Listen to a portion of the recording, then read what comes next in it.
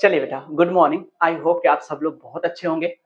आज की क्लास में बेटा हम लोग सॉल्व करने वाले हैं एनसीईआरटी का एग्जाम्पल नंबर 3। जब आप एक्सरसाइज 10.2 करने जाएंगे तो उससे पहले आपको बहुत सारे एग्जाम्पल्स मिलेंगे, जिसमें कि एग्जाम्पल नंबर 3 बहुत ही ज्यादा इंपॉर्टेंट क्वेश्चन है बेटा। इंपॉर्टेंट इसलिए बेटा कि जैसे एग्जाम्पल नंबर 2 बोर्ड में सबसे ज्यादा बार पूछा जाता है, उसी तरह से एग्जाम्पल नंबर 3 भी बोर्ड में बहुत ज्यादा बार पूछा गया है। तो चलिए हम लोग ज्यादा बातें ना करते हुए क्लास की तरफ बढ़ते हैं और देखते हैं कि हमसे क्वेश्चन वाले ने क्या पूछा है और हम इसको कैसे सॉल्व करेंगे। तो देखिए बेटा, क्वेश्चन वाले ने हमसे एक फिगर दे रखा है जिसमें बोला है कि एक सर्कल है जिसकी रेडियस है 5 सेंटीमीटर और इसमें एक कर्ड है पी क्यू जिसकी लेंथ है 8 सेंटीमीटर। तो हमें टी से खींचे गए टेंजेंट टीपी की लेंथ बतानी है।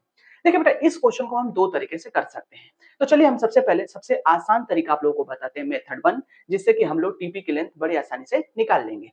देखिए बेटा, इसको निकालने के लिए हमें थोड़े से बेसिक कॉन्सेप्ट का यूज करना पड़ेगा और बेसिक कॉन्सेप्ट का यूज करने के लिए हमें चलना पड़ेगा क्लास 9th में। तो क्लास 9th में हम लोगों ने क्या पढ़ा था कि अगर ये कोई सर्कल है और इस पर ये कोई कर्ड है, मान लीजिए कि ए बी एक कर्ड है और ये इस सर्कल का सेंटर है, तो सेंटर से अगर कर्ड पे हम परपेंडिकुलर लाइन खींच दें तो ये परपेंडिकुलर लाइन यानी ओएम लाइन जो है वो इस कर्ड को दो इक्वल पार्ट में क्या कर देता है, डिवाइड कर देता है।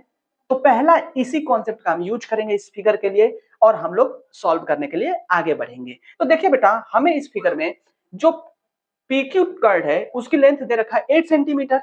तो अब हम देख रहे हैं कि इसके सेंटर से इस पर एक परपेंडिकुलर लाइन ये खींची गई है, तो इस हिसाब से पीक्यू भी दो इक्वल पार्ट में डिवाइड हो जाएगा और जब दो इक्वल पार्ट में डिवाइड हो जाएगा तो यहां से पी आर की जो वैल्यू हो जाएगी वो 4 सेंटीमीटर हो जाएगी और नीचे वाला ये साइड भी 4 सेंटीमीटर हो जाएगा। समझ में आ गई बात? ये तो हमने पहला कॉन्सेप्ट लगा करके पीक्यू को बाइसेक्ट कर लिया। दूसरे में हम क्या करेंगे बेटा, ट्राइंगल ले लेंगे पी आर ओ।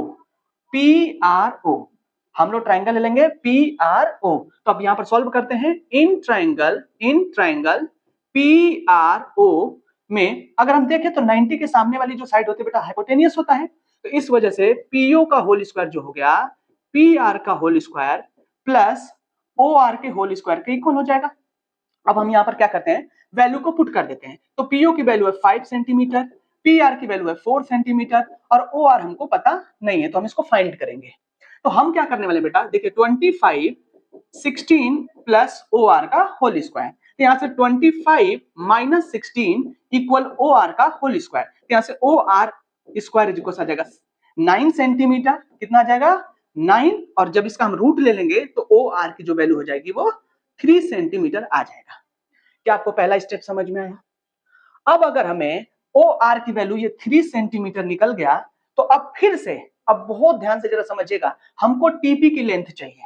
तो अब ऑब्जर्वेशन करिए। ऑब्जर्वेशन करेंगे तो क्या पाएंगे, जरा ध्यान से देखिएगा। मैं इस फिगर को थोड़ा छोटा कर देता हूं ताकि एक ही पेज पे सोल्यूशन आ जाए। अब हम क्या करने वाले हैं, इस ट्राइंगल को ध्यान से देखेंगे तो इस ट्राइंगल में पी आर ओ में और पी टी ओ में ये वाला एंगल हमारा 90 डिग्री है। तो अब हम लोग क्या करेंगे, इन दोनों ट्राइंगल को सिमिलर प्रूफ करेंगे। तो फिर से हम ले लेते हैं in triangle P T P O and triangle कौन सा, पी आर ओ। अब हम ये दो ट्राइंगल लेकर के बेटा हम इसको क्या प्रूफ कर देंगे, सिमिलर प्रूफ कर देंगे। तो सिमिलर प्रूफ करने के लिए आप लोगों ने पढ़ा होगा बेटा कि हम लोग क्या करते हैं, इनको क्राइटेरिया खोजते हैं। तो अगर आप ध्यान से देखें तो टीपीओ का एंगल पी जो है वो 90 डिग्री है, तो हेंस एंगल टीपीओ जो है 90 डिग्री है, और पी आर ओ ट्राइंगल का एंगल पी आर ओ भी 90 डिग्री है। तो इस हिसाब से ये दोनों एंगल बराबर हो गए, P R O each 90 degree. क्या ये समझ में आया? दूसरा कॉन्सेप्ट हम लोग क्या यूज करने वाले हैं बेटा, अब दूसरा एंगल खोजेंगे तो देखेंगे कि टीपीओ में भी एंगल ओ आ रहा है, तो एंगल टीओपी इक्वल एंगल छोटे वाले ट्राइंगल का पीओआर के, और यह कॉमन एंगल है हमारा। इस तरह से अगर हम देखें तो हमारा triangle TPO similar triangle PRO हो गया बाई डबल ए क्राइटेरिया से। अच्छा, अगर ये हमारा सॉरी, अगर ये हमारा दो ट्राइंगल हमारे सिमिलर हो जाते हैं तो उनके करस्पॉन्डिंग साइड का जो रेशियो होता है वो इक्वल होता है। तो उस हिसाब से अब हम क्या करेंगे, ट्राइंगल को देखेंगे। तो ट्राइंगल को हम लोग कौन सा देखने वाले हैं, ट्राइंगल टीपीओ। टीपीओ के इस साइड और इस साइड का रेशियो यानी टीपी अपॉन में पीओ का रेशियो इक्वल होगा बेटा पी आर अपॉन में आर ओ के, यानी पी आर अपॉन में आर ओ के, और किससे, सिमिलर क्राइटेरियन का यूज करके। अब हम यहाँ पर वैल्यू पुट कर देंगे। तो टीपी तो हमको निकालना है, तो टीपी को एज वेल रहने देंगे। पीओ की वैल्यू हमको कितना पता है बेटा, 5 सेंटीमीटर। पी आर कितना पता है, 4, और इसकी वैल्यू है 3। क्रॉस मल्टीप्लाई कर देंगे बेटा, तो यहाँ पर टीपी की जो वैल्यू आ जाएगा 20/3 सेंटीमीटर, यानी टीपी की जो लेंथ है वो है 20/3 सेंटीमीटर। तो यही हमको फाइंड करना था। ये था हमारा मेथड 1। ठीक है, अब हम लोग बढ़ते हैं बेटा दूसरे मेथड से इसी क्वेश्चन का आंसर निकालने के लिए। तो दूसरे मेथड में हम लोग क्या करेंगे, चलिए इसको समझाने के लिए मैं फिर से फिगर ड्रॉ करता हूं और इसी क्वेश्चन को दूसरे मेथड से आपको समझाता हूं। तो मैंने फिर से इस फिगर को ड्रॉ कर लिया है और अब हम लोग फिर से टीपी की लेंथ दूसरे मेथड से निकालने जा रहे हैं। देखिए बेटा, दूसरे मेथड से भी निकालने जाएंगे तो पहला प्रोसेस सेम रहेगा। पहला प्रोसेस क्या है, क्लास 9 का जो कॉन्सेप्ट अभी मैंने बताया कि अब यहाँ पर एक सर्कल है, उसमें अगर ये कोई कर्ड है तो अगर उस कर्ड पर सेंटर से परपेंडिकुलर लाइन खींच देंगे तो ये परपेंडिकुलर लाइन इस कर्ड को दो इक्वल पार्ट में डिवाइड कर देगा। तो उस हिसाब से वही कॉन्सेप्ट यूज करके पी क्यू की जो लेंथ 8 सेंटीमीटर है उस पर देखिए ओ आर जो है वो परपेंडिकुलर है। तो इस हिसाब से यहां से पी आर की जो वैल्यू हो गई वो कितनी हो गई, 4 सेंटीमीटर, और ऊपर 4 सेंटीमीटर है तो नीचे भी 4 सेंटीमीटर होगा कि कर्ड क्योंकि बाइसेक्ट हो जाते हैं। तो पहला कॉन्सेप्ट तो सेम रहा। अब उसी कॉन्सेप्ट के अकॉर्डिंग हम फिर से ट्राइंगल पी आर ओ ले लेंगे, यानी in triangle P R O ले लेंगे। तो यहाँ इसमें हम लोग आर ओ की वैल्यू निकालेंगे। तो आर ओ की वैल्यू निकालने के लिए हमको पता है कि पीओ का होल स्क्वायर इक्वल होगा पी आर का whole square plus O R का होल स्क्वायर। पाइथागोरस के अकॉर्डिंग राइट एंगल ट्राइंगल में कॉन्सेप्ट लगता है। तो चलिए इसकी वैल्यू हमें 5 का स्क्वायर, इसका 4 का स्क्वायर, और ओ आर हमको पता नहीं है तो इसको एज वेल लिख देंगे। तो ये हो जाएगा 25 इक्वल 16 प्लस ओ आर का होल स्क्वायर। तो अब इसको लाके माइनस कर देंगे तो ओ आर का होल स्क्वायर जो हो जाएगा वो 9 आ जाएगा, और इस तरह से ओ आर की जो वैल्यू आ जाएगी वो 3 सेंटीमीटर आ जाएगी। यानी इस क्वेश्चन में जो ओ आर की वैल्यू है वो कितना आ गया बेटा, 3 सेंटीमीटर। चलिए एक कॉन्सेप्ट के अकॉर्डिंग तो हमने ओ आर की वैल्यू निकाल ली। अब दूसरा कॉन्सेप्ट हम लोग क्या यूज करने वाले हैं बेटा, जरा उसको ध्यान से समझिएगा। पहले कॉन्सेप्ट के अकॉर्डिंग हमने ये वैल्यू निकाल दी।